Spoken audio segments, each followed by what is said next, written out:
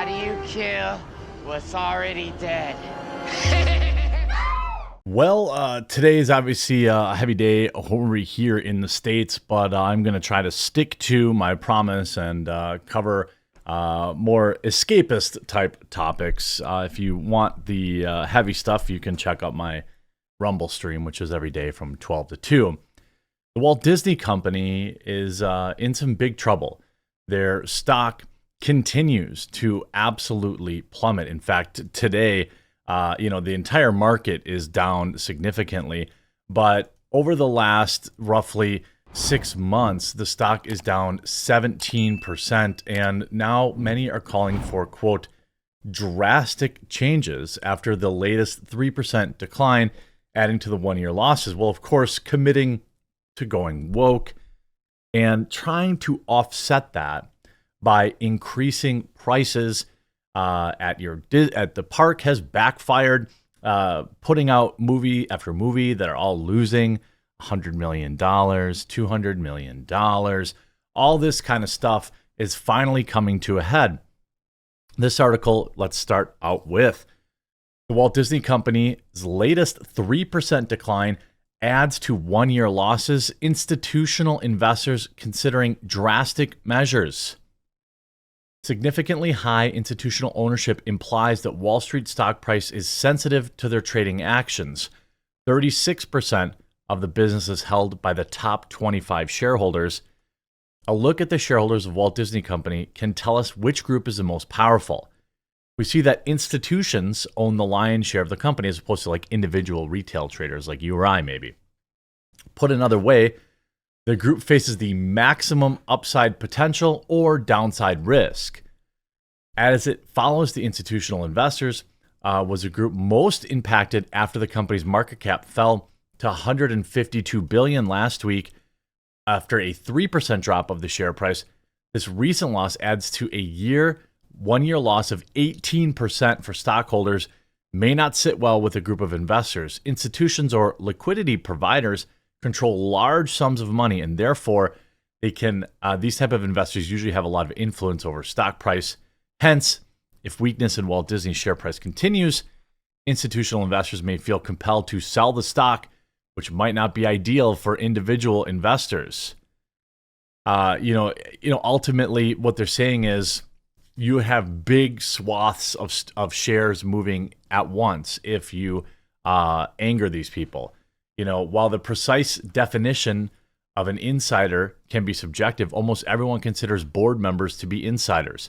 Management ultimately answers to the board. However, it's not uncommon for managers to be on executive boards, especially if they are founder or CEO, meaning big shareholders on the board. And it's interesting to see how this is going to shake up as you look at their stock down 16.7% in the last 6 months, year to date, or the last 1 year, it's down 24%. If for the last 5 years, it's down 30%. Pretty insane. And this is the future that these people have made for themselves. Now they're in a massive sell-off. You see, Disney's going to be selling ESPN. Why Disney could be better off with without ESPN. I don't know how that would be the case. Live sports, I suppose, but in short, ESPN is facing an array of challenges, all stemming from the larger crisis currently embroiled the media business at large. While the value it brings Disney remains considerable, it's looking more and more like an albatross around Disney's neck as CEO Bob Iger attempts to position the Disney empire to help build for the future. Frankly, Bob Iger already has enough to worry about without ESPN restoring creative vitality to Disney's film studios, managing the company's franchise properties, revitalizing theme parks, making streaming profitable, which they are losing mega money on. Oh yeah, and finding a successor, and plenty he should be concerned with if he wants to put Disney on a path for future success.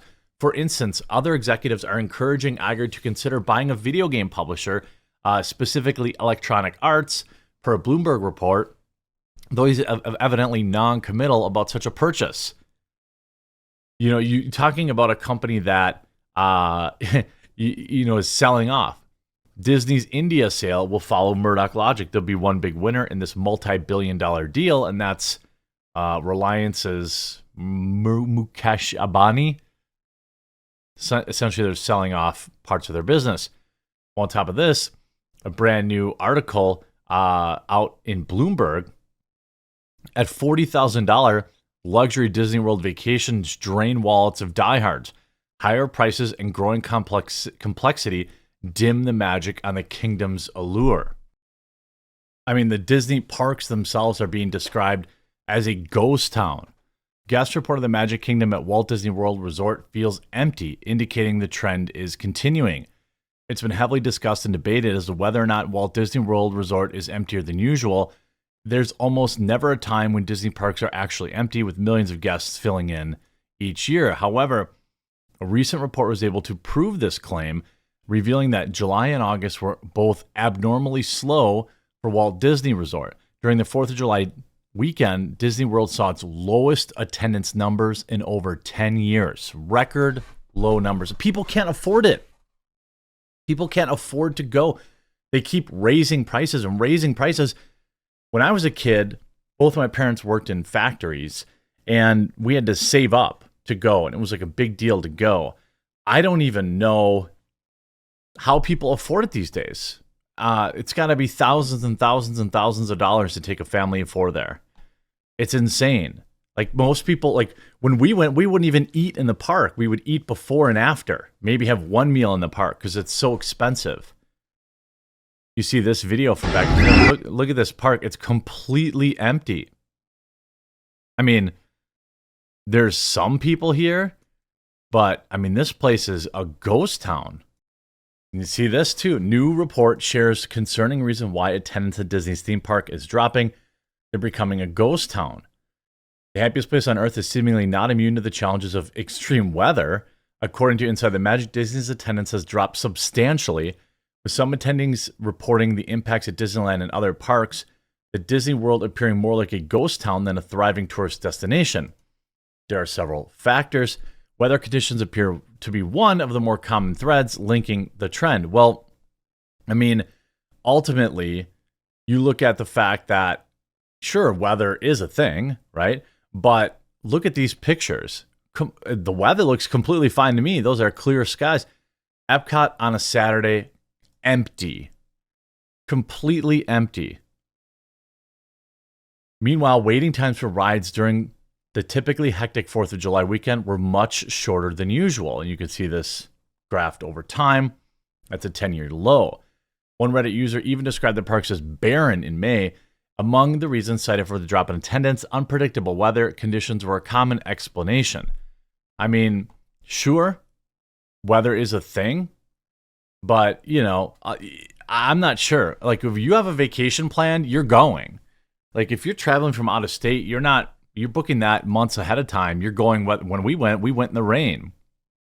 I mean, it was like, you know, I'm not sure that I would blame it all on weather.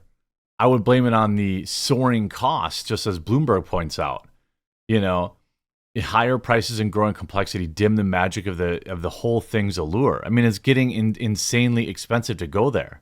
And they keep raising the prices. This is just from a week ago. Disneyland is increasing its prices again. Here's why. From parking their vehicles for the day to purchasing annual passes, visitors of Disneyland Resort are going to be paying more to enjoy the Mickey Mouse again. The latest increases were announced and went into effect on Wednesday, October 11th. That happens to be the exact one-year anniversary of the previous increase in prices for the two theme park resort. The silver lining is that the latest rounds of increases is smaller. It's that, you know, it's called, and there's no price increase for single day one park ticket. On Disneyland calls this tier 0 days, which are days with traditionally the lowest attendance. That price remains at $104 just to get in, $104. So after taxes, you're at $500 for a family of four. And as any Disney regular newbie can tell you, there really is a labyrinth navigating all the packages and options and upgrades if you want to go on a visit. Well, that's on purpose. One day, one park passes go all the way up to tier 6 for the most traditionally crowded days, That's now $194 a person. It means for a family of 4 after taxes, it's close to $1,000 just to get in. $1,000 for a family of 4. A 2-day ticket's $310 each. The annual passes also went up significantly, 10%. If you look at a lot of this stuff, Disney World lifts some ticket prices. I mean, why are they you're paying more to get less? You're paying more to what? Indoctrinate your kids? Cool. Neat. I'm not sure that raising prices is going to get them out of this debacle. Surely people will just go. The people that will just go will go, and that's part of it. But yeah, this is not a good time for Disney, and I can't feel bad for them at all because, you know, they did this to themselves. I hope you enjoyed this video. If you did, make sure you leave a like on it, and we'll talk to you again real soon.